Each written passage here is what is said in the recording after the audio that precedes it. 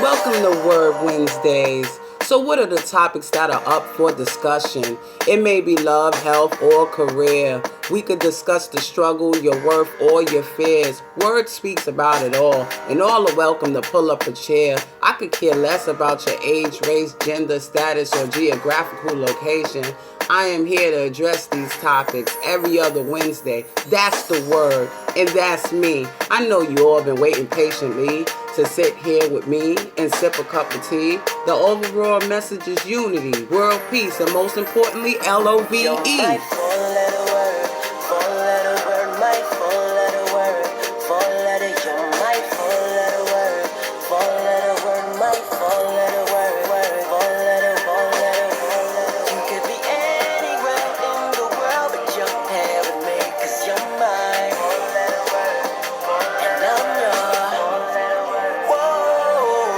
Welcome back, welcome back.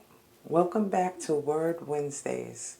You are here with me, Nina St. Cyr, the founder of Written Smith 101.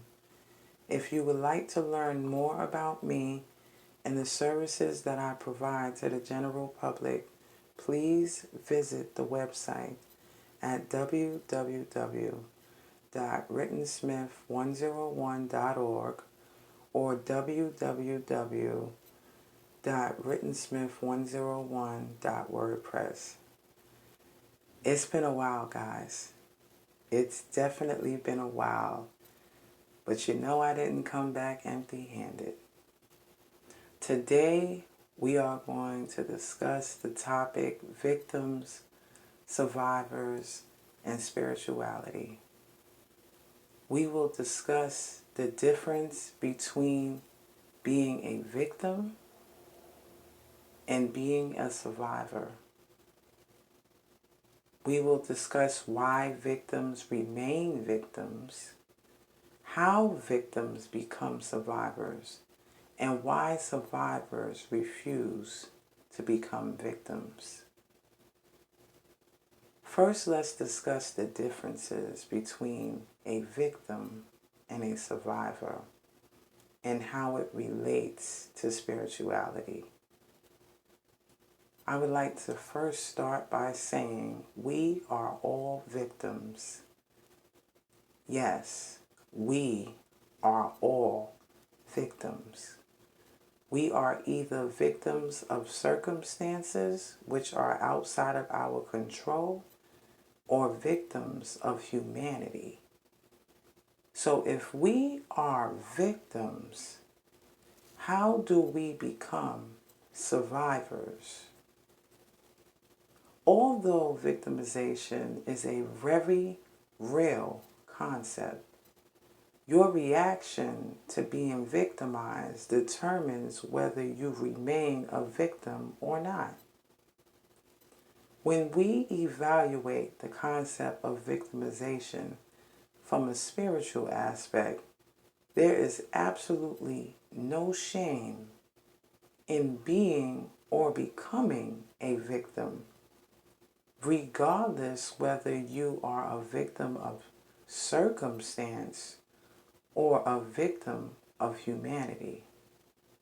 However, when you remain in a mental or emotional state of victimization, you begin to operate from a low vibration. And this will block all of your blessings because you are inadvertently telling the Creator that you are without faith.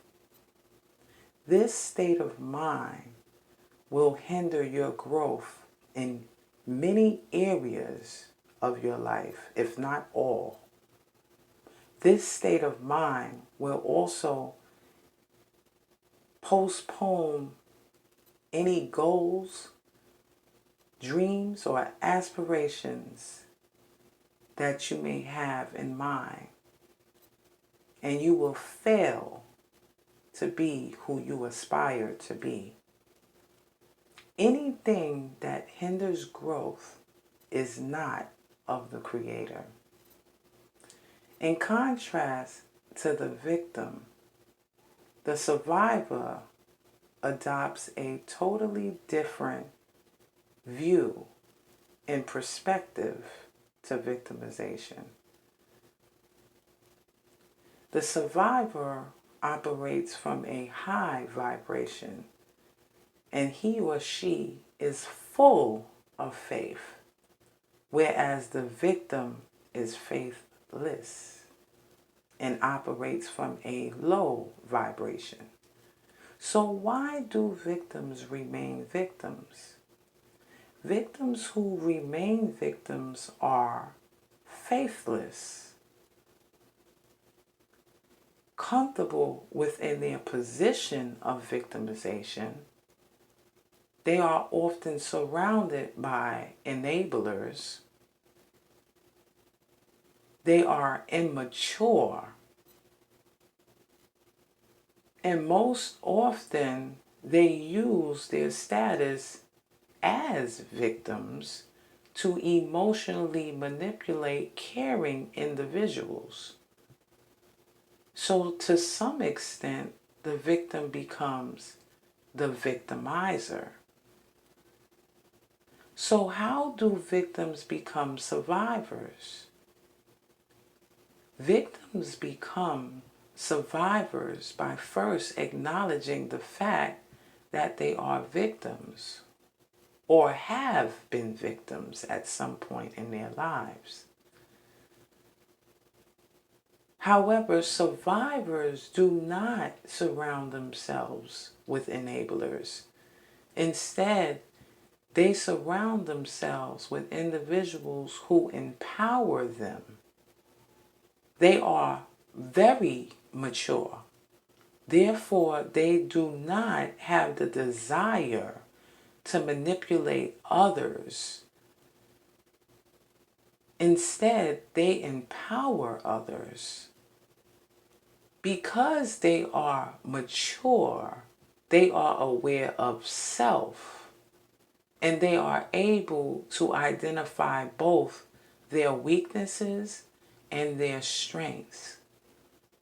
They are also able to utilize these strengths in an effort to combat any existing or pre-existing weaknesses in which they have acquired when they have become victims or had became victims. And this is the reason why many survivors are less likely to view themselves as victims, because their perspective is very different from that of a victim. Now I'm going to wrap it up. It's been short, but it's been sweet. I'll see you in 2 weeks. In the meantime, I want you all to be blessed, be safe, and be a survivor.